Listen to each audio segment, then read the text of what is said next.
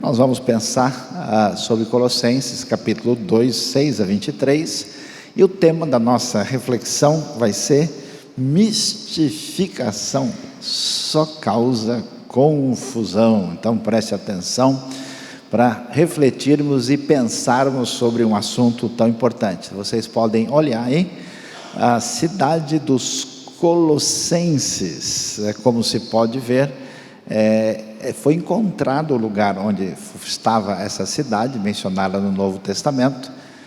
Fica hoje no lugar que é no interior da Turquia, mas o lugar não foi ainda escavado para a gente descobrir todos os detalhes daquilo que vai ser encontrado lá, mas é exatamente o lugar que Paulo menciona, né? Essa carta é uma das cartas da prisão. O que quer dizer isso? Que Paulo está preso, escrevendo em Roma, entre anos 60 e 61, uma carta juntamente com a carta aos Efésios, que nós estamos estudando, e também a carta de Filemão e talvez também Filipenses. E aí você pode ver, né, esse lugar que marca isso, uma cidade próximo a um rio chamado Rio Lico, e pertinho da antiga cidade de Laodiceia e a cidade de Hierápolis, que é mencionado na própria carta aos Colossenses. Então vamos dar uma olhada no texto bíblico que fala sobre o que devemos entender aí a partir do verso 6. Portanto, assim como vocês receberam Cristo Jesus, o Senhor, continuem a viver nele, enraizados e edificados nele, firmados na fé, como foram ensinados, transbordando de gratidão. Tenham cuidado para que ninguém os escravize a filosofias vãs e enganosas, que se fundamentam nas tradições humanas e nos princípios elementares deste mundo e não em Cristo. O que acontece? Essa cidade de Colossos que recebe o Evangelho, e na verdade foi através de enviados de Paulo. Paulo estava centralizado no seu ministério em Éfeso, que não é tão longe assim. Eles receberam o Evangelho, que é exatamente a proclamação da graça de Deus, do amor, do perdão de Deus, da grande libertação. Mas depois eles começaram a receber diretrizes e ensinamentos em outra direção, e a coisa começou a ficar confusa. E isso estava muito ligado ao que a gente chama dessa mistificação perigosa. E aí Paulo então escreve essa carta, escreve tentando orientar essa comunidade, dizendo: olha pessoal, vocês lembram como é que vocês receberam o Evangelho? Quando a gente recebe o Evangelho é coração de criança, né? É com alegria, é de uma maneira a entender uma mensagem simples sobre o amor de Deus. Então, do jeito que começou, continua. Time que está ganhando não se mexe, não inventem moda, continue naquela mesma sintonia, bem definidos. Como? Enraizados e edificados nele, em Cristo, firmados na fé, como vocês foram ensinados. E preste atenção, já pode fazer a sua avaliação pessoal. Olha lá: transbordando de gratidão. Gratidão é um sinal de que a gente está melhor espiritualmente falando. E por favor, observem as coisas boas que Deus fez e quem Ele é, e manifeste isso na sua vida. Então, o que acontece? Em vez do caminho da simplicidade, o caminho extraordinário da graça e da bondade de Deus, vocês não podem permitir, por isso tenham um cuidado para que ninguém, olha a palavra forte, os escravize a filosofias vãs e enganosas. Quer dizer, veio gente dizendo coisas um pouco mais complicadas de entender, e que eram coisas vazias, e que não eram genuínas e verdadeiras, e que tem base em tradição humana, ou seja, não é de Deus, não vem do ensino do Senhor. E é interessante, naquele mundo antigo, especialmente nessa região, havia um misticismo muito grande. As pessoas estavam envolvidas com cultos locais, cultos que eram envolvidos assim com forças poderosas e espirituais que eles achavam que definiam o destino das pessoas. Eles tinham influência de cultos do Egito, culto ao imperador, culto da deusa Ártemis em toda aquela área, e eles chamavam, esses espíritos que dominam a chamada região invisível aos nossos olhos, de princípios elementares deste mundo.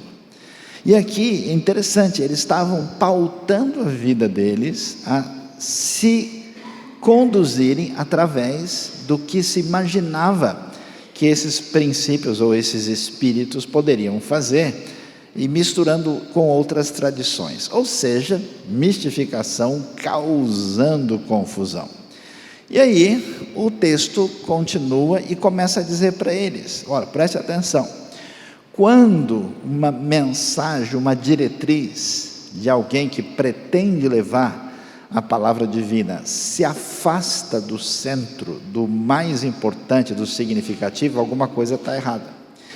Porque o centro da fé é Cristo Jesus, nosso Senhor. E eles vão dizer: olha, em Cristo habita corporalmente toda a plenitude da divindade. Jesus é plenamente humano, plenamente divino, e ele é a conexão entre Deus e o homem. De modo que havia aquela ideia de que a gente tem uma distância entre o céu e a terra, um caminho até os lugares espirituais que eles chamavam em grego de pleroma, que se traduz por plenitude.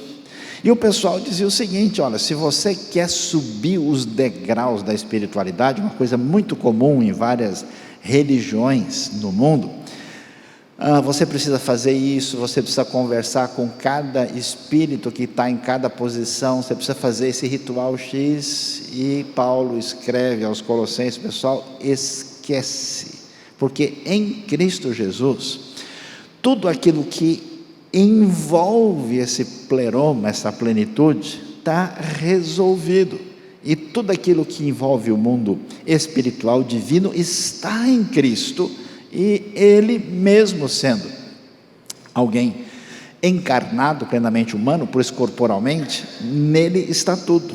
E preste atenção, é por estarem nele, que é o cabeça, olha que coisa, exatamente porque vocês estão em Cristo, vocês estão conectados naquele que é a fonte de tudo, ele é o cabeça de todo poder e autoridade. Por quê? Porque nesse mundo espiritual, os espíritos eram medidos pela sua força e pelo seu poder, como acontece em todas as tradições religiosas que acreditam dessa forma no mundo. Mas ele vai dizer: olha, quem está acima, quem é cabeça, quem tem todo o poder é Cristo. Portanto, ele é esse ser que tem mais poder e está acima de todos. Ou seja, pare de se incomodar com essas supostas forças que podem influenciar vocês, porque por estarem nele, vocês receberam a plenitude, ou seja, vocês têm acesso espiritual completo, vocês têm acesso a Deus total por meio de Cristo.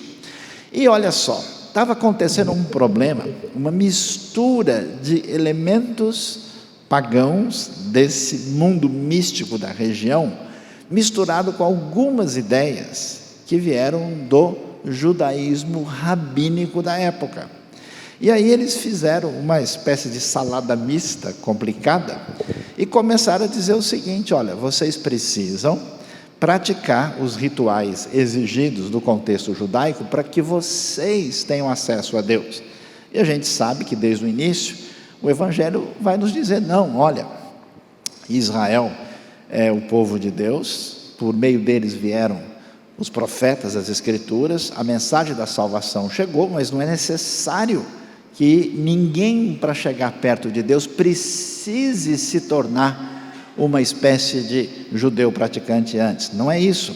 Então ele vai dizer, ó, nele, em Cristo, vocês também foram circuncidados. Quer dizer, vocês tiveram o início da sua relação de aliança com Deus. Essa circuncisão não é a circuncisão que alguns dos que estão aí andando entre vocês, dizendo, ó, Deus só vai aceitar vocês depois que vocês passarem por esse ritual que foi exigido lá atrás do povo de Israel. Não é o caso. Então vocês já foram circuncidados, espiritualmente falando, não por circuncisão feita por mãos humanas, mas com essa circuncisão feita por Cristo, que envolve essa frase um pouquinho complicada, despojar do corpo da carne, ou seja, a vitória sobre a nossa fragilidade, que envolve a nossa tendência ante Deus. A vitória que Deus deseja na nossa vida foi conquistada nessa aliança, nesse tipo de nova circuncisão, e vocês não precisam correr atrás daquilo de novo, porque não faz sentido. E como é que foi isso? Vocês precisam de novos rituais? É impressionante como as pessoas gostam de rituais e ficam inventando cada vez mais uma coisa nova. Qual é o problema disso? É que parece que a pessoa não entendeu o Evangelho, que o Evangelho é libertação, e libertação de tudo quanto é coisa que pretende ser uma espécie de mistificação da relação com Deus. Quando é que isso aconteceu? Isso aconteceu quando vocês foram sepultados com Ele no batismo.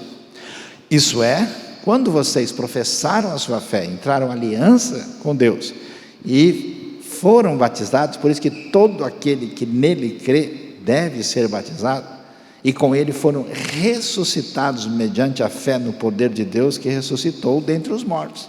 Ou seja, pessoal, vocês estão preocupados com coisas totalmente secundárias, porque vocês já receberam toda a bênção de Deus quando foram batizados e tiveram essa ressurreição espiritual mediante a fé e o poder de Deus. E esse poder é tão real que é o mesmo poder que ressuscitou a Jesus dos mortos.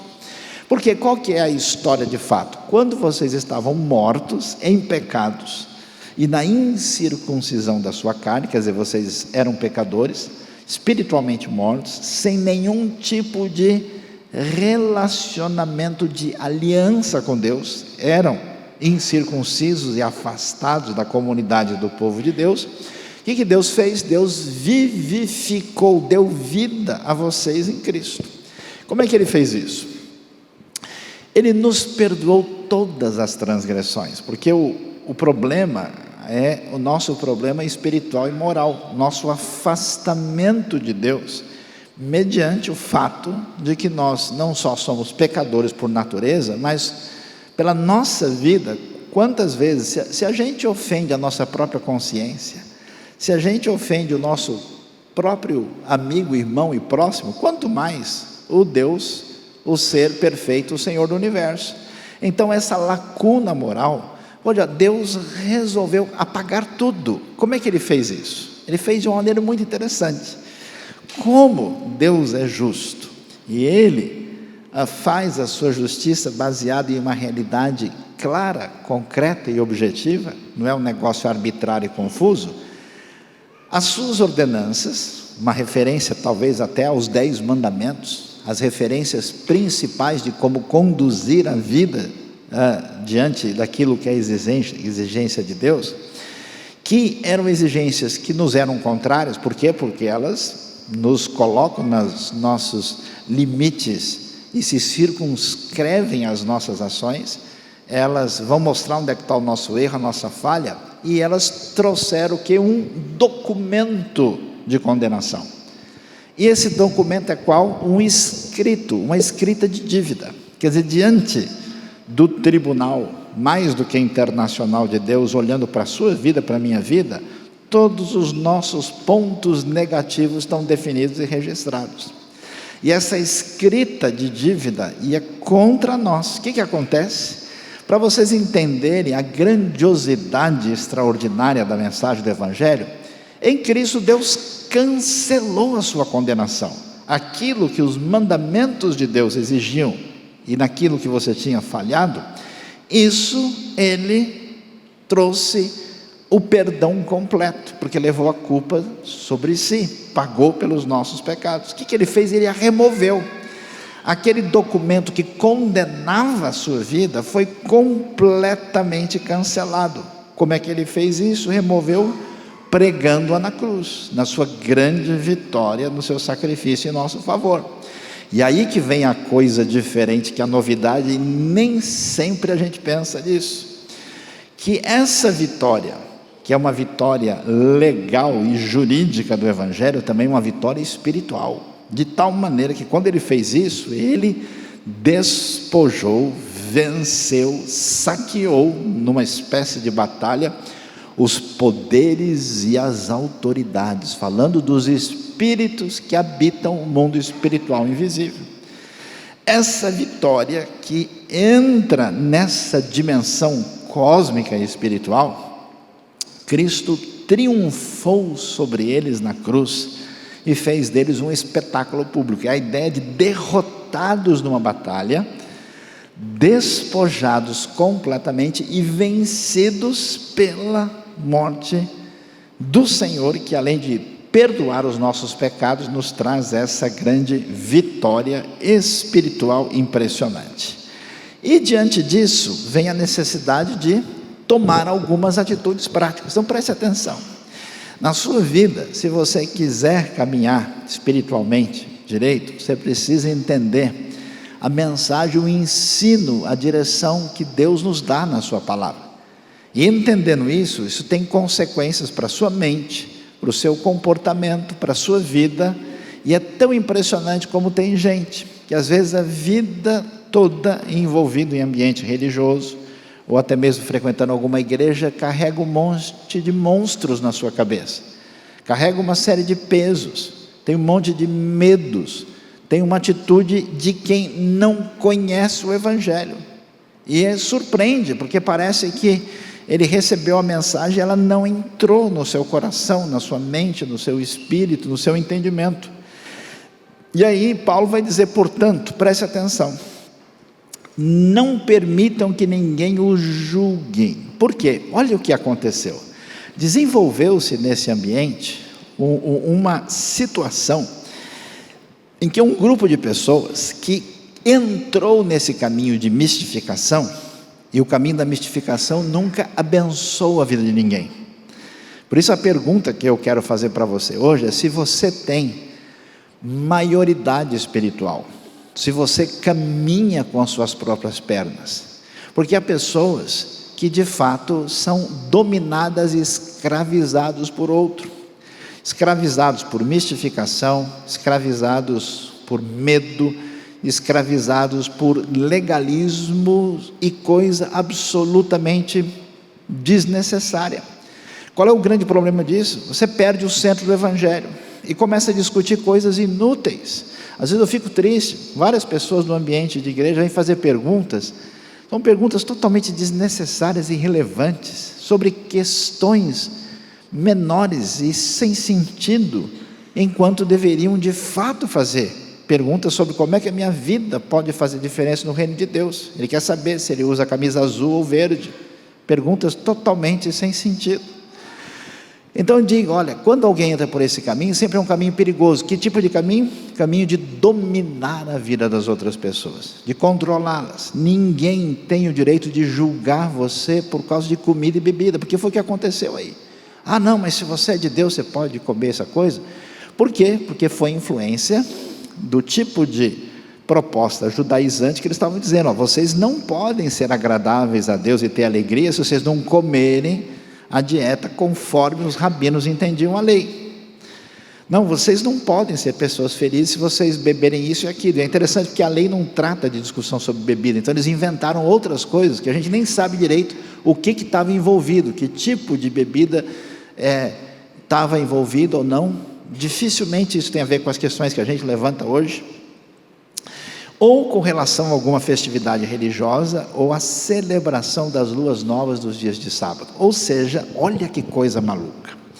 Esse pessoal acreditava que os espíritos que estão nas chamadas regiões celestiais, eles tinham influência sobre o calendário, sobre o movimento dos astros, a lua nova, começo do mês, isso e aquilo. Então eles diziam o seguinte, eles misturaram, falando: se você não guardar o sábado conforme a tradição exigida, se você não fizer a festa religiosa tal, se você não fizer a celebração do início do mês na lua nova, o espírito vai pegar no seu pé de noite, o bicho vai atacar você, os princípios elementares vão dominar a sua vida. E aquele pessoal que estava alegre, celebrando a Cristo, a nova vida, preocupado em amar Deus ao próximo, agora vivia com medo. Eu acho que eu errei o horário. É como gente de igreja fala: por favor, pastor, eu não dei o dízimo ano passado, qual é a correção monetária que eu tenho que pagar para Deus voltar a gostar de mim? É um tipo de raciocínio de quem não entende o Evangelho e é dominado por sentimentos contrários àquilo que a Escritura nos ensina.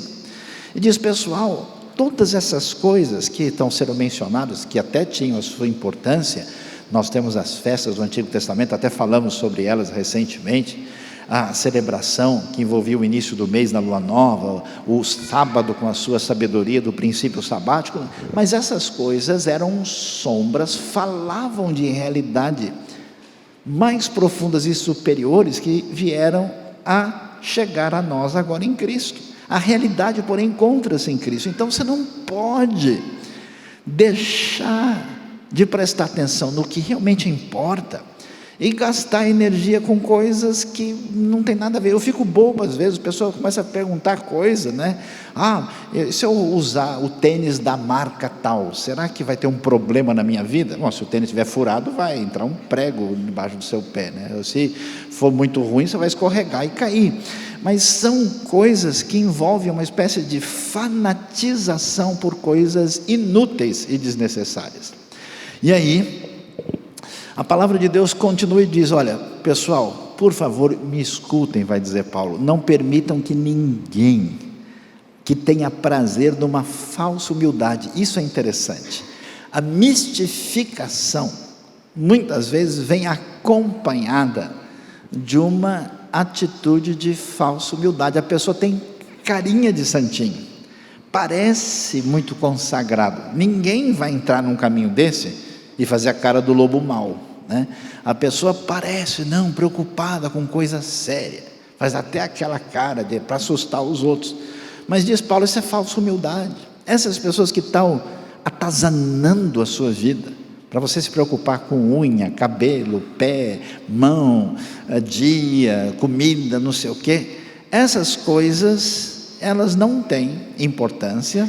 E na adoração de anjos, olha que coisa mais doida, muito difícil imaginar que eles estavam adorando os anjos diretamente, mas eles certamente estavam fazendo uma coisa que era a seguinte: olha, nós que somos iluminados, que temos uma experiência diferente acima dos outros, a gente não faz o culto no nível normal com quem está aqui embaixo, a gente cultua no nível angelical, não participa mais em culto com os humanos, só com anjos. Olha só que coisa maluca. E eles então estavam dizendo isso: olha, vocês estão correndo uma corrida, uma carreira da fé, que tem a ver com o desdobramento da graça de Deus na sua vida. Vocês estão correndo na direção do prêmio, e vocês vão permitir que essas bobagens dominem a vida de vocês, impedindo vocês de alcançar o prêmio? Não façam isso. Não deixe que ninguém que tenha prazer nessa mistificação supostamente humilde e que diga que está no nível angelical, venha complicar a vida de vocês. Porque o que essas pessoas faziam? Olha lá o texto. Tal pessoa conta detalhadamente suas visões. Como é que eu vou dizer para tal pessoa: olha, Deus quer que você use somente casaco roxo?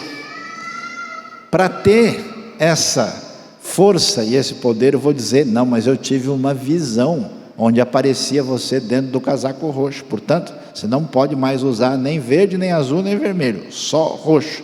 Às vezes o cara ganha até um olho roxo nessa coisa, mas é desse jeito que a coisa acontecia.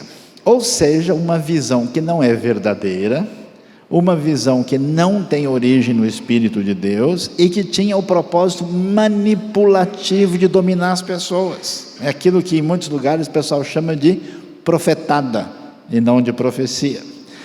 E sua mente carnal a torna orgulhosa. Então não permitam que alguém, porque disse que teve uma suposta revelação que vai mandar você fazer o A ou B, que você se deixe levar por isso. Não faça isso. Aquela história, né? Deus me revelou que você tem que dar 10 mil reais para mim hoje. Aí o sujeito respondeu, mas para mim ele não revelou nada ainda não. Então era esse tipo de comportamento. Olha só o detalhe. Paulo prossegue e diz, trata-se de alguém que não está unido à cabeça. Cabeça é Cristo no mundo espiritual e cabeça da igreja. Essas pessoas parecem importantes, superiores, espirituais e místicas, mas elas não têm qualquer relação com o corpo de Cristo, com a igreja, a partir da qual todo o corpo sustentado, unido por seus ligamentos e juntos, efetua o crescimento dado por Deus. Elas fazem qualquer coisa menos abençoar o que importa no Novo Testamento, que é a igreja de Cristo e esse corpo de Cristo. E aí então Paulo diz, pessoal, lembre-se o que aconteceu com vocês? Vocês foram libertados, não tem nada que ter medo de assombração, o zumbi não vai pegar no seu pé, não tem nada que ter medo do vampiro ou não sei o que e que mais, porque vocês morreram com Cristo para os princípios elementares deste mundo. Esses poderes que eles estão ameaçando vocês com base neles, eles não têm poder sobre nós, porque somos vitoriosos através do sangue de Jesus, do poder da ressurreição. Então vocês não podem viver escravizados achando que vocês podem caminhar nessa direção. Então como é que vocês têm coragem de fazer o que vocês estão fazendo? Porque como se ainda pertencessem a Ele, a essa realidade desse mundo, vocês se submetem a regras do tipo, olha lá, não manuseie isso, não prove, não toque.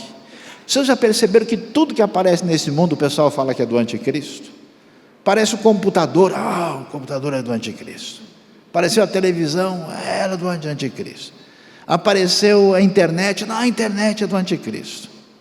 Mas não é possível. Será que a Nutella é do anticristo também? É recente. Tudo, não manuseie, não prove, não toque. Quer dizer, olha, cuidado, isso aqui dá azar, né? Você sabe aquele negócio, olha, não passa debaixo da escada, cuidado, tem um gato preto lá. É mais ou menos a mesma coisa. Tudo isso não faz sentido. Todas essas coisas que o pessoal diz, não prove, não mexa, não põe a mão, estão destinadas a perecer pelo uso, pois se baseia em mandamentos e ensinos humanos. Não vale nada isso. Enquanto você passa o tempo e você deixa de colocar a sua vida nas mãos de Deus para você ser uma bênção e ministrar na vida de outras pessoas, você ser alguém que anuncia o Evangelho, que ensina a palavra de Deus, que abençoa a vida de criança, adolescente, de quem tem necessidade, de quem está em sofrimento, o pessoal fica discutindo, procurando chifre em cabeça de cavalo, e um monte de bobagem, inútil, e o tempo passa e a vida é uma só. Então para com isso. Tudo isso é ensinamento humano. Essas regras têm de fato, que a pessoa tem pomba para falar assim, porque na verdade eu sou uma pessoa, que eu gosto, e tem o pessoal, e é tudo igual, tá? Não pense que é só gente tradicional e quadradinha, ou uma pessoa que é mais assim, mística, ou uma pessoa que é mais moderna. A doença é a mesma. A pessoa só escolhe o que ela vai colocar no lugar do que importa. Essas regras até parecem sabedoria, com a sua pretensa religiosidade, falsa humildade e severidade com o corpo. O pessoal sofre, se machuca e acha o máximo, mas olha, não tem valor algum para refrear os impulsos da carne, não trazem qualquer benefício para a sua vida. Eu tenho encontrado, infelizmente, gente machucada na sua vida, com neurose espiritual, sem poder beber da graça do Evangelho, sem ter satisfação nas coisas bonitas da vida, não são capazes de olhar o lírio do campo e as aves do céu, não são capazes de se comover com a mensagem de Jesus no Sermão do Monte, não conseguem olhar e ficam só neurotizadas por um monte de loucura que não faz o mínimo sentido e são escravizados sem entender a graça de Deus. Não, de jeito nenhum. Legalismo místico é um problema. E muita coisa que parece fé cristã sincera é um desvio do Evangelho, é uma discussão de bobagem, é coisa desnecessária. O que acompanhava o misticismo aqui, essa mistificação, era um legalismo. O que é o legalismo? É você ficar dando atenção especial a coisas pequenas que não têm valor e transformando isso na base do seu relacionamento com Deus. Não, Deus gosta de quem usa conga. Quem sabe, uma boa doutrina para criar, né? Só os mais antigos vão receber a revelação. O legalismo é a crença de que leis e práticas religiosas são aquilo que Deus deseja de nós. E aí a pessoa não se envolve com o reino, não se envolve com a missão, ele não contribui para o reino de Deus, fica preocupado com coisas absurdas. O que isso gera? Escravidão espiritual. Por isso a Bíblia diz: não permitam que ninguém o julgue. Não permitam quer dizer não permitam, com coisas desnecessárias. Regrinhas não trazem vida espiritual. É impressionante como tanta gente hoje está sempre com a pedra na mão para dizer se tal pessoa está falando desse lado ou desse lado. Uma disposição negativa, doença derivada desse legalismo. Se você vê alguém com um problema, com dificuldade espiritual séria, e você está em sintonia com o Evangelho, você deve ter dois sentimentos: misericórdia da pessoa e desejo de ajudar, e tentar fazer de tudo para trazer a pessoa de volta. É como um doente que chega no hospital. Imagine que o médico falando: você é um absurdo, né? Quanta coisa fez errado, você quer saber uma coisa? Fez tanta bobagem que eu vou jogar você lá do 5º andar. Tem uns até aqui, o pessoal tem vontade, né? Talvez até merece, mas graças a Deus, Deus não faz isso. Regrinhas não trazem vida espiritual, portanto, parem com isso. E o pior, que é escravidão com mistificação. A pessoa cria a invenção. É impressionante como seitas, grupos loucos, vejam a história do Jim Jones na Guiana, manipulando e dominando as pessoas pelo medo, pela mistificação e pelo legalismo, cria um tal terror que a pessoa fica apavorada, ela não sabe o que fazer. Veja, nada disso tem base, essa falsa humildade, essa suposta superioridade, adoração dos anjos. Atenção, legalismo e misticismo são sinais de problema, são sintomas de uma enfermidade, de uma falta de conexão com o amor de Deus que atua no nosso coração e nos liberta, e nos faz viver uma vida assim, feliz e alegre em Cristo. É interessante, né? Eu acho bonito ler Atos 2, dá vontade de ler 30 vezes aquilo, porque o povo de Deus comemora tanto, que a Bíblia diz que eles caíam na graça do povo. Eles viam, ali está um povo feliz. Por que esse povo está assim? A gente está tudo revoltado, querendo matar os romanos, tirar o pessoal daqui. O cenário político internacional está difícil, mas esse povo parece que tem o que celebrar. Como é que é isso? É vida que flui de quem conhece essa graça. Então isso é problema, é doença. Legalismo mistificado quer dizer Cristo rejeitado. Quem vai por esse caminho não está unido à cabeça. A cabeça é que sustenta todo o corpo. Quando a gente vê uma pessoa que não se preocupa com a obra principal de Deus, de movimentar o corpo de Cristo para cumprir a missão, a gente vê que alguma coisa está errada. Então olha só, a gente acha que é muito espiritual a pessoa que fica separada de todo mundo, que fica com a cara de que está chupando limão o tempo todo, que fala esquisito, né, duro e sério, se afasta das pessoas mais pagãs porque está no nível angelical, e que é diferente dos outros. Segundo Colossenses, não é o místico isolado que anda com Deus, Essa ideia já não deu certo no passado. As pessoas místicas isoladas têm o mesmo problema das pessoas que convivem com os outros. Sim, está com Deus, de acordo com Colossenses, quem está unido à igreja de Deus. Que é muito fácil ser um bom cristão no cantinho de um lugar abençoado do que jogando futebol de salão. Amém, irmãos? Quem foi abençoado, levante a mão, levante o pé, né? Do que tendo que conversar sobre ideias diferentes. Então aí a gente vai ver o teste verdadeiro. Portanto, a gente precisa prestar atenção. Livre-se da escravidão e da neurose. Se você de alguma maneira, como eu tenho encontrado pessoas, sente que a sua relação com Deus é assombrada por um medo irracional, por uma falta de celebração da bondade e da graça de Deus, você está doente. Precisa de vitamina B, Bíblia, né? E vitamina O, oração. Rejeite o legalismo, senão você fica doente. E é interessante, as pessoas que entram nisso são pessoas sinceras, é gente muito boa, mas sabe qual é o problema? Por que é que a gente se apega nisso? Que a gente sabe dos conflitos que a gente tem, a nossa raiva, a nossa dificuldade de perdoar, os nossos vícios e comportamentos que a gente pensa, não, mês que vem eu vou melhorar, ano novo agora eu resolvo isso. As nossas tentações que envolvem a sexualidade, que envolve a relação com o poder, com o dinheiro, com outras coisas que revelam as nossas fraquezas. E aí de repente alguém diz, olha, se você botar a sua meia azul, ungida com óleo de Jerusalém, debaixo da cama, vai dar tudo certo. Ou pessoal, eu vou colocar a meia, né? Aí fica o queijo com azeite, né? A coisa fica meio estranha. Eu vou fazer tal ritual. Ah, não, é só você fazer tal coisa que vai dar certo. É só pegar o pé do coelho e colocar na gaveta, né? Então, esse caminho chama atenção.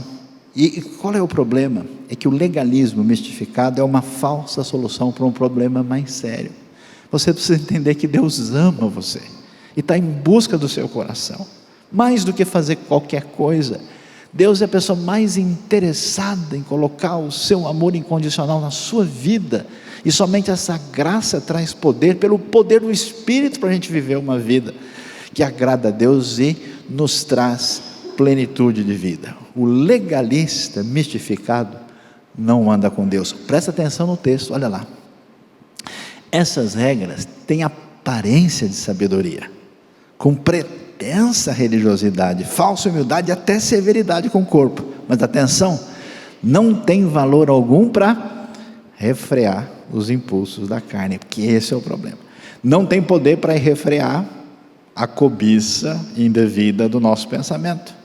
Não tem poder de refrear a nossa língua grande.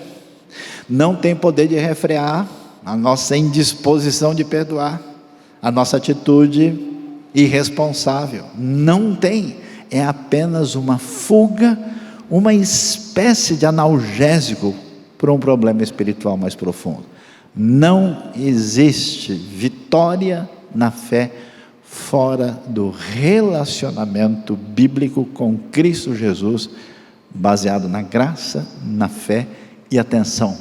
É coisa muito simples, é coisa de criança. O seu problema é não se permitir ser amado pelo amor que é infinito, que liberta e que muda e que faz com que a gente, é igual a criança, né? A criança, quando ela tem medo de apanhar, sabe que vai dar mal, ela enrola. Quando ela vê que a disposição do coração do pai e da mãe é favorável, aí ela fala a verdade. Eu comi o chocolate, fui eu, a boca toda lambuzada. Está aqui, papai, mamãe, você gosta de mim? Eu não vou apanhar não, né? Olha você na fita aí. Deus ama você e que Ele trate do seu coração, cure as suas feridas, nada de mistificação, nada de legalismo. Deus abençoe a nossa vida nessa manhã. Se você gostou dessa mensagem, você foi abençoado por essa mensagem, dá um joinha, inscreva-se no nosso canal e aperte lá o sininho para receber todas as notificações.